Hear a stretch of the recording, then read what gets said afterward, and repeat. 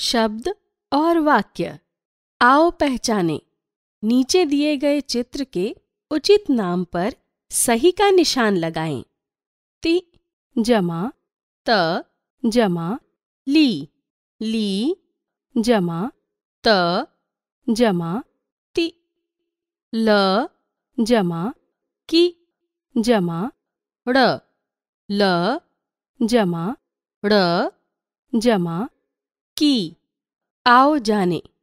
उपर्युक्त उदाहरणों में आप देख सकते हैं कि वर्णों का प्रयोग किया गया है, किंतु क्योंकि हम उन चित्रों को पहचानते हैं इसलिए हमने उनके उचित नाम पर सही का निशान लगाया, अर्थात वर्णों को उचित रूप से जोड़ा जाए तो शब्द बनता है जिसका कोई ना कोई अर्थ हो, किंतु इन्हीं वर्णों को उचित रूप से ना जोड़ा गया हो तो शब्द अर्थहीन हो जाते हैं जिसका कोई अर्थ नहीं होता। कहने का तात्पर्य ये है कि दो और दो से अधिक वर्णों को सही क्रम में जोड़ने से शब्द बनते हैं। नीचे दिए गए वर्णों को शुद्ध रूप में लिखिए। द जमा ल जमा बा, ता जमा तो, त जमा सन जमा रा। शब्द के प्रकार। शब्द सार्थक शब्द, निरर्थक शब्द। सार्थक शब्द जिन शब्दों का कोई अर्थ हो उन्हें सार्थक शब्द कहते हैं, जैसे कि जमा ता जमा ब, टे जमा ब जमा ल। निरर्थक शब्द जिन शब्दों का कोई अर्थ न हो, अर्थात जिन शब्दों का अर्थ हमें स्पष्ट न हो उन्हें निरर्थक शब्द कहते हैं, जैसे ब जमा कि जमा ता बराबर बकीता, ल जमा टे जमा ब बराबर लटेप। पढ़ो और समझो। है, रहा, खेल, आर्यव, गया, आराध्य, गिर से, सीढ़ी। जैसा कि हमने जाना वर्णों के सार्थक मेल से शब्द बनता है, इसी प्रकार शब्दों के सार्थक मेल से वाक्य बनते हैं।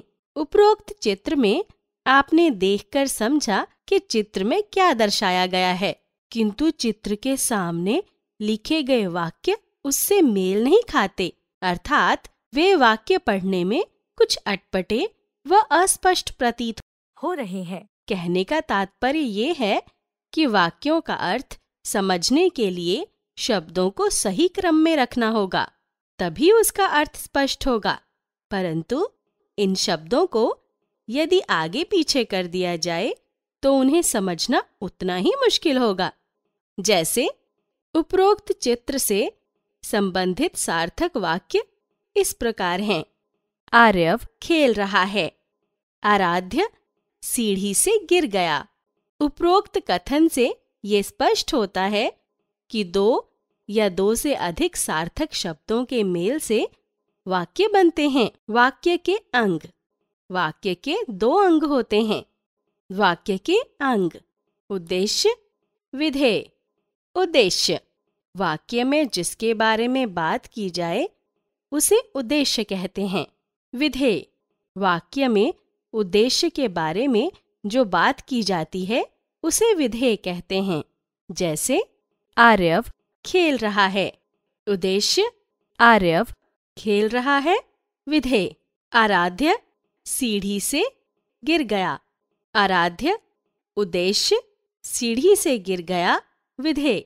उपरोक्त वाक्यों में आर्यव आराध्य की बात हो रही है, अर्थात वे उद्देश्य हैं। खेल रहा है, सीढ़ी से गिर गया, ये बात उद्देश्य के बारे में बताई जा रही है, अर्थात ये विधेय कहलाएंगे। कर्ता के कार्य को स्पष्ट करने वाले वाक्य या बात को विधेय कहते हैं। सोचें और बताएं, वर्णों के सार्थक मेल से क्या बनता है? वाक्य के दो अंग क्या हैं? शब्दों के सार्थक मेल से क्या बनता है? हमने सीखा वर्णों के सार्थक मेल से शब्द बनते हैं। शब्द के दो प्रकार होते हैं, सार्थक शब्द और निरर्थक शब्द। शब्दों के सार्थक मेल से वाक्य बनते हैं। वाक्य के दो अंग होते हैं, उद्देश्य और विधेय।